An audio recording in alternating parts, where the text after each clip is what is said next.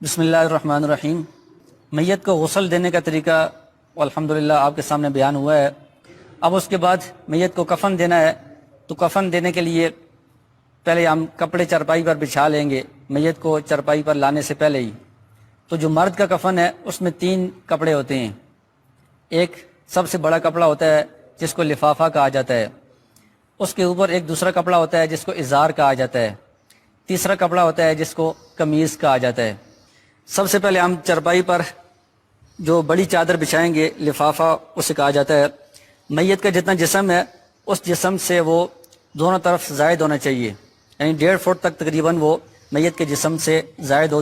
تو اس کو ہم سب سے پہلے چرپائی پر بچھا دیں گے۔ یہ سب سے بڑی چادر ہے، یہ لفافہ اس کو کہا جاتا ہے، اور یہ وہی چادر ہے جس کو دونوں طرف سے باندھا جاتا ہے اور وہ اوپر سے نظر آتی ہے، کفن کے اوپر سے نظر آتی ہے۔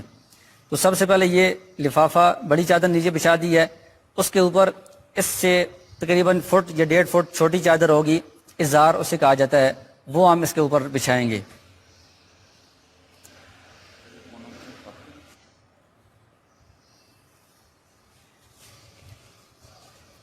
تو نیچے والی جو چادر ہے وہ دونوں طرف سے اس کے سر سے زائد ہے، پاؤں سے بھی اس سے زائد ہے، اس کو باندھنا آسانی سے آسان ہے، ممکن ہے۔ اوپر والی جو چادر ہے وہ سر سے لے کر پاؤں تک ہے، تو اس کا نام ازار ہے۔ تو ازار اصل میں جو زندہ لوگوں میں ہوتی ہے تہ بند، وہ ناف سے لے کر پاؤں تک ہوتی ہے۔ تو اگر یہ کپڑا چھوٹا ہو، ناف کے اوپر سے لے کر پاؤں تک ہو تب بھی ٹھیک ہے، لیکن میت کے کفن میں جو ازار ہے اس کے لیے مسنون طریقہ یہی ہے کہ وہ سر سے لے کر پاؤں تک ہونی چاہیے۔ یہ دوسرا کپڑا ہو گیا۔ اس کے بعد تیسرا کپڑا ہے جس کو قمیص کہا جاتا ہے یا کرتا کہا جاتا ہے، وہ ہم اس کے اوپر بچھائیں گے۔ تو وہ کرتا کس طرح ہے؟ اس کے 2 تہیں ہیں، ایک تہ میت کے جسم کے نیچے آئے گی، دوسری اوپر آئے گی۔ تو ہم اس کو اس طرح بچھائیں گے کہ ایک تہ کو ہم نیچے چرپائی پر بچھا دیں گے، دوسری کو ہم ادھر ہی سر کی طرف فولڈ کر کے رکھ دیں گے۔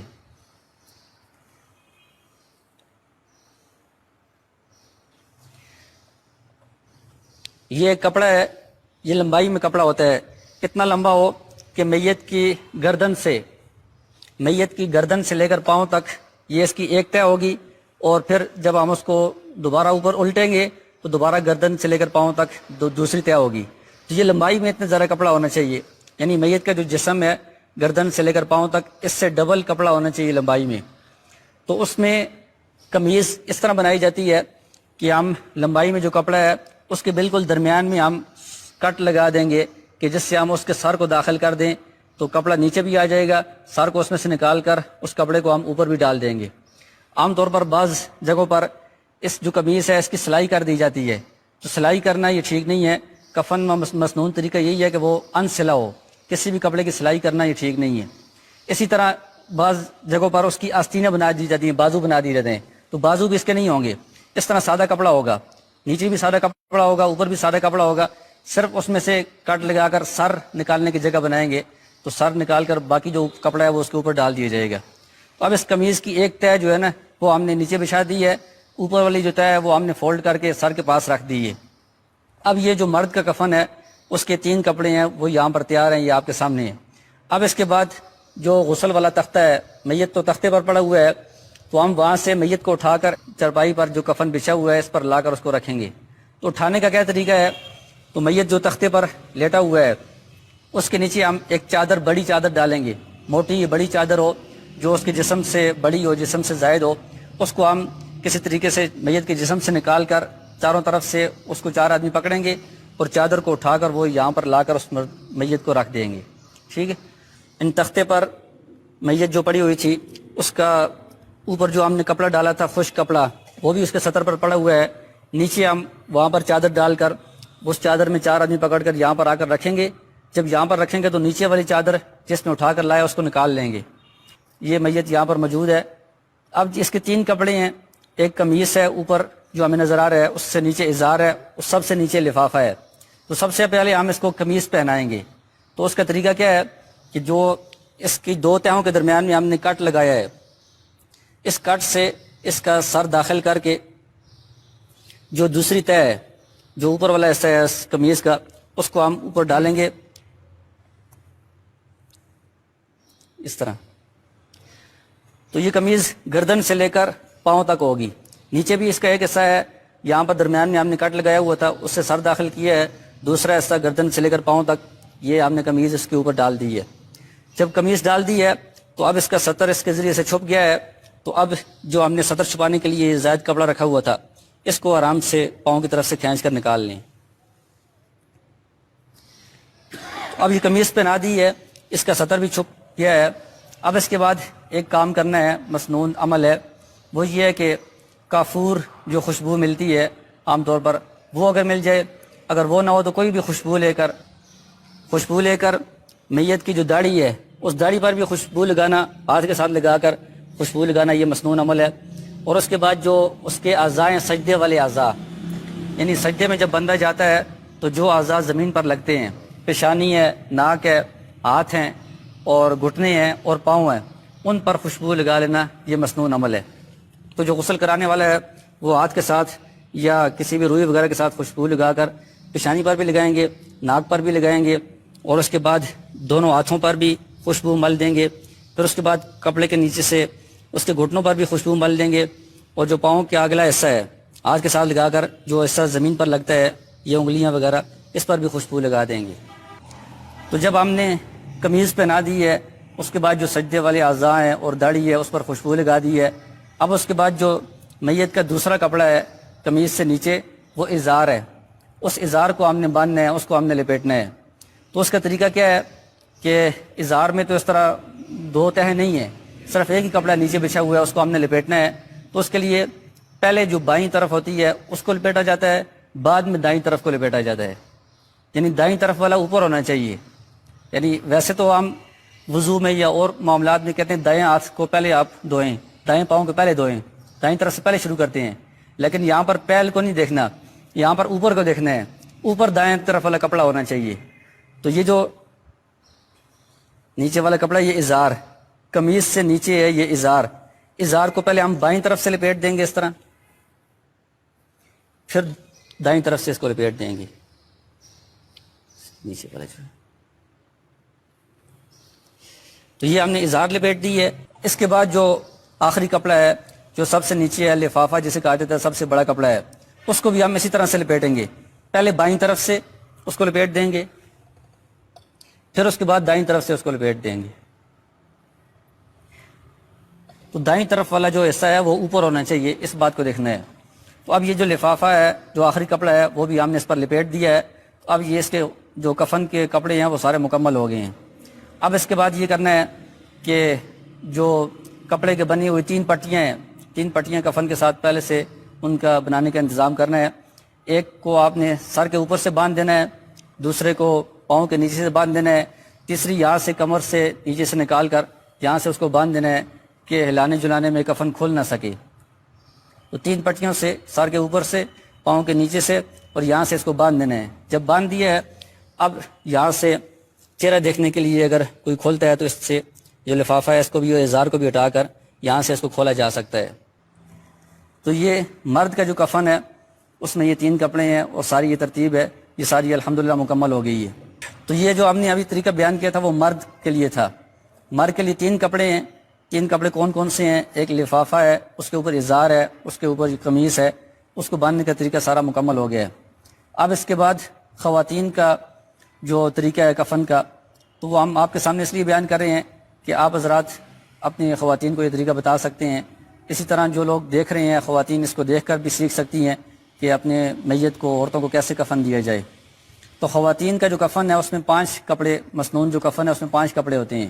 3 کپڑے یہی والے ہیں، ایک بڑی چادر ہے سب سے بڑی، لفافہ، ایک ازار ہے اور ایک قمیص ہے اسی طرح کہ جس میں درمیان میں کٹ لگا ہوا ہے، نیچے بھی ہوتی ہے پھر اوپر بھی ہوتی ہے قمیص۔ 3 کپڑے یہی والے ہیں۔ اس کے علاوہ ایک خمار ہے، خمار اوڑھنی جسے کہا جاتا ہے کہ جس کو سر کے اوپر اور سینے پر اس طرح ڈال دیا جاتا ہے، اور ایک کپڑا ہوتا ہے سینہ بند، وہ سینے سے لے کر گھٹنوں تک یہ کپڑا ہوتا ہے۔ یہ 2 کپڑے خواتین کے لیے زائد ہوتے ہیں۔ تو ان کا طریقہ کیا ہے؟ کفن کو بچھانے کا وہی طریقہ ہے کہ سب سے پہلے نیچے ہم لفافہ جو سب سے بڑی چادر ہے اس کو بچھا لیں گے، اس کے اوپر ہم ازار بچھا لیں گے، اس کے اوپر جو قمیص ہے اس قمیص کو بچھا لیں گے۔ جو 2 زائد کپڑے ہیں، خمار ہے، اوڑھنی ہے اور سینہ بند ہے، ان کو ہم بچھائیں گے نہیں، ان کو ہم ادھر ہی پاس سائڈ پر رکھیں گے۔ پھر خواتین جو ہے ان کو سب سے پہلے ہم نے کیا کرنا ہے، یہ جو قمیص ہے جس کا ایک حصہ تو نیچے بچھا ہوا ہے، دوسرا حصہ ہم نے ادھر فولڈ کر کے رکھا ہوا تھا، تو اس قمیض کو اسی طرح اس کا جو سر ہے وہ اس کٹ میں سے نکال کر اس کو اوپر سے اس طرح ڈال دینا ہے. تو یہ قمیض ہم نے خاتون کو پہنا دی ہے. جب قمیض پہنا دی ہے تو اس کے بعد خواتین کے لیے بھی یہ مسنون ہے کہ جو اس کی سجدے کی جگہ ہیں، جہاں سجدے میں جو نیچے زمین پر لگتی ہیں، ان جگہوں پر جو کفن پہنانے والی خاتون ہے وہ اپنے ہاتھ کے ساتھ یا روئی کے ساتھ خوشبو لگا کر ان جگہوں پر وہ خوشبو مل دے. پھر اس کے بعد جب یہ قمیض پہنا دی ہے تو اب اس کے بعد جو 2 زائد کپڑے ہیں، خمار اور سینہ بند، وہ ہم نے رکھنا ہے. پہلے خمار جو اوڑھنی ہے وہ ہم رکھیں گے.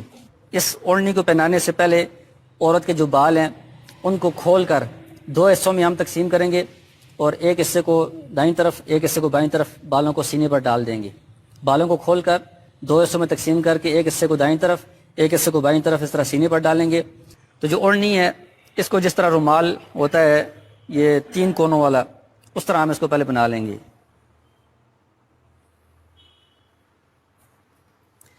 یہ 3 کون والا جس طرح مرد حضرات رومال اوپر سر پر ڈالتے ہیں، اس طرح ہم اس کو رومال کو بنا لیں گے. تو اس کو اس طرح سر پر ڈال کر نیچے سے اس طرح ڈالیں گے.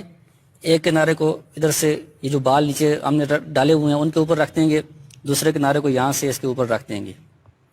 تو اس کو باندھنا نہیں ہے، کچھ لوگ اس کو باندھنا شروع کر دیتے ہیں، تو باندھنا یہ نہیں ہے، بس جو نیچے بال رکھے ہوئے ہیں ان کے اوپر اس کو اس طرح ڈال دینا ہے دونوں طرف سے. تو یہ خمار ہے، اوڑھنی ہے. اس کے بعد جو ایک اور زائد کپڑا ہے خواتین کے لیے، سینہ بند، وہ سینے سے لے کر گھٹنوں تک، اس سے بڑا ہوتا بھی ٹھیک ہے ورنہ کم از کم اتنا ہونا چاہیے، وہ ہم اس کے اوپر بچھا اس طرح ڈال دیں گے. اس سینے سے لے کر گھٹنوں تک ہونا چاہیے اور دونوں طرف سے اتنا چوڑا ہونا چاہیے کہ اس کو ہم نیچے اس کے جسم کے نیچے اس طرح دبا سکیں. دونوں طرف سے یہ سینہ بند بھی اس پر ڈال دیا ہے. اب اس کے بعد جو اگلا مرحلہ ہے وہ اسی طرح ہے جس طرح مرد کے کفن کا طریقہ ہے کہ یہ ازار ہے، اس کے نیچے لفافہ ہے. تو ازار کو پہلے بائیں طرف سے ہم لپیٹیں گے، پھر دائیں طرف سے لپیٹیں گے. پھر اس کے بعد جو آخر میں لفافہ ہے، لفافے کو بھی بائیں طرف سے لپیٹیں گے، پھر دائیں طرف سے لپیٹیں گے. دائیں طرف یہ اوپر ہونی چاہیے. تو اس کے بعد اسی طرح سر کے اوپر سے بھی پٹی کے ساتھ باندھ دیں گے، پاؤں کے نیچے سے بھی باندھ دیں گے، درمیان سے بھی اس کو باندھ دیں گے تاکہ یہ کھل نہ سکے. تو یہ جو خواتین کا جو کفن ہے 5 کپڑوں والا یہ کفن ہے، اس میں لفافہ ہے، ازار ہے، قمیص ہے اور خمار اوڑھنی ہے اور سینہ بند ہے. تو اس کا جو پہنانے کا اڑانے کا جو مکمل طریقہ ہے وہ آپ کے سامنے بیان ہو گیا ہے. جی زیادہ بہتر یہی ہے کہ اس کو شمالاً جنوباً، جس طرح ابھی یہ لیٹا ہوا ہے ہمارے یہاں قبلہ اس طرف ہے، اس کا جو دایاں حصہ ہے، دائیں کروٹ ہے، وہ قبلے کی طرف ہے، جو سر ہے وہ شمال کی طرف ہے، پاؤں جنوب کی طرف ہے. سب سے بہتر یہ طریقہ ہے. اگر اس طرح ممکن نہ ہو، جگہ ایسی ہو کہ اس طرح وہ قبلے کی طرف ہے، تو پھر اس کو قبلے کی طرف اس طرح لٹانا، سر کو تھوڑا سا اگر کوشش ہو کوئی اس کے نیچے کوئی چیز اینٹ وغیرہ تختے کے نیچے رکھ کر اوپر کر دیں کہ اس کا چہرہ قبلے کی طرف ہو جائے، تو اس طرح بھی ٹھیک ہے. ہاں اس میں پھر کچھ رسومات وغیرہ عام طور پر مختلف علاقوں میں رائج ہیں. ایک تو یہ ہے کہ کفن کے اوپر وہ خوشبو سے یا کسی بھی چیز سے کلمہ لکھتے ہیں یا کوئی بھی دعا لکھتے ہیں. اس کی شرعی کوئی حیثیت نہیں ہے، اس کو اگر لازمی سمجھا جائے تو یہ بدعت ہے، تو اس سے بچنا چاہیے. اسی طرح کفن کے اندر کوئی عہد نامہ یا کوئی اس طرح تعویذ وغیرہ کوئی دعائیں وغیرہ لکھی ہوئی ہوتی ہیں وہ لوگ ڈالتے ہیں، تو یہ بھی ڈالنے کی ضرورت نہیں ہے. اسی طرح بعض اوقات کفن کے ساتھ ایک اور کپڑا رکھتے ہیں جائے نماز کے نام سے، اس کی بھی کفن کے اندر کوئی حیثیت نہیں ہے. کفن میں یہی کپڑے ہیں جو آپ کے سامنے بیان کیے، اس کے علاوہ کوئی اور کپڑا نہیں ہے. اسی طرح جو یہ میت کی چادریں ہیں، کفن والی چادریں، یہی چادریں ہیں، اس کے علاوہ کوئی اور چادر نہیں ہے. لیکن جب اس کو اٹھا کر قبرستان کی طرف یا جنازہ گاہ کی طرف لے کر جاتے ہیں تو مرد کے اوپر اگر اس کے اوپر کوئی اور چادر نہ ڈالی جائے تب بھی ٹھیک ہے، اسی طرح اٹھا کر لے جانا بھی ٹھیک ہے. اگر کوئی اور آدمی اوپر چادر ڈالتا ہے تو وہ کفن کا حصہ نہیں ہے، تو وہ چادر ڈال دینا بھی ٹھیک ہے. لیکن اگر خاتون میت ہے تو اس کے جنازے کو قبرستان تک یا جنازہ گاہ تک لے جانے کے لیے اس طرح لے جانا ٹھیک نہیں ہے، اس کے اوپر کوئی اور چادر ڈالنا ضروری ہے. اس طرح کی چرپائی نہیں ہو جس طرح دوسری چرپائی ہوتی ہے جو خاص میت کے لیے ہوتی ہے، جس میں چاروں طرف سے جگہ اونچی بنی ہوتی ہے، اس کے اوپر چادر ڈال کر لے جانا چاہیے تاکہ جو خاتون میت ہے اس کے جسم کا کوئی حصہ کوئی حیت وہ واضح نہ ہو. اور میت کا جو کفن ہے یہ کپڑا کہاں سے آئے گا، تو اس کے لیے شریعت کا حکم یہ ہے کہ میت نے جو مال چھوڑا ہے، ترکہ چھوڑا ہے، اس میں سے سنت کے مطابق جو مسنون کفن ہے اس کا انتظام اس ترکے میں سے کیا جائے گا۔ تو مسنون یہی کپڑے ہیں، 3 کپڑے ہونے چاہیے مرد کے لیے، عورت کے لیے 5 کپڑے ہونے چاہیے۔ اور کپڑے کی کوالٹی کیا ہونی چاہیے، تو اس کے بارے میں یہ شریعت کا حکم ہے کہ اس کی زندگی میں جو اس کی حیثیت تھی اس کو دیکھا جائے گا۔ اگر زندگی میں وہ بہت عمدہ کپڑے پہنتا تھا تو اس کے لیے عمدہ اس کے ترکے میں سے کفن لے سکتے ہیں۔ زندگی میں وہ عام نارمل کپڑے اگر پہنتا تھا وہ میت، تو اس کی جو کفن ہے اس کے لیے بھی بہت عمدہ کپڑا لینا پھر ٹھیک نہیں ہوگا، نارمل کپڑا ہی لینا پڑے گا۔ اگر تو میت کے ترکے میں مال موجود ہے، اس نے کچھ چھوڑا ہے، پھر تو اس میں سے لیں گے۔ اگر اس کے رشتہ دار کہتے ہیں کہ نہیں ہم اس کے ترکے میں سے نہیں، کوئی رشتہ دار کہتا ہے کہ میں اپنی طرف سے کفن لے کر آؤں گا، خوشی سے کہتا ہے، تو تب بھی ٹھیک ہے، وہ اپنی طرف سے بھی لا سکتا ہے۔ اور اگر میت ایسا ہے کہ وہ بہت غریب تھا، اس کے پاس کچھ بھی نہیں ہے، ترکے میں اس نے کوئی مال نہیں چھوڑا، تو پھر وہ میت جس کی کفالت میں تھا، اس کا جو قریبی رشتہ دار ہے جو زندگی میں اس پر خرچ کر رہا تھا، تو اس کا کفن لانا، اس کا بندوبست کرنا، یہ بھی اس کی ذمہ داری ہوگی، وہ اس کا کفن لے کر آئے گا، اس کا انتظام کرے گا۔ اگر یہ کوئی ایسا رشتہ دار بھی قریبی نہیں ہے تو جتنے اس کے اہل محلہ ہیں یا گاؤں والے ہیں یا قریبی لوگ ہیں، ان کے ذمہ یہ ضروری ہے کہ وہ میت کے کفن کا انتظام کریں۔ اسی طرح میت کو غسل دینا اور میت کو کفن پہنانا، کپڑے تو کسی نے کوئی لے آیا ہے، میت کو غسل دینا اور کفن پہنانا یہ جو اس کے رشتہ دار ہیں یا جو اہل محلہ ہیں یا متعلقین ہیں، ان کے لیے یہ فرض کفایہ ہے۔ کچھ لوگوں نے اگر غسل دے دیا، کفن پہنا دیا، تو سب کی طرف سے یہ ادا ہو جائے گا۔ اگر کوئی میت ایسا ہے کہ کسی نے بھی غسل نہیں دیا، کسی نے بھی کفن نہیں پہنایا، اس کو ویسے ہی کسی نے دفنا دیا، تو جتنے اس کے متعلقین ہیں، رشتہ دار ہے یا اہل محلہ ہے، وہ سب گنہگار ہوں گے۔ یہ سب کی ذمہ داری بنتی ہے کہ وہ اس کے غسل کا بھی اور کفن کا بھی انتظام کریں۔ تو یہ غسل کا بھی اور کفن کا بھی سارا طریقہ آپ کے سامنے مکمل بیان ہو گیا ہے۔ اللہ تعالیٰ ہمیں مسنون طریقے کو سیکھ کر اس پر عمل کرنے کی توفیق عطا فرمائے۔ وآخر دعوانا الحمدللہ رب العالمین۔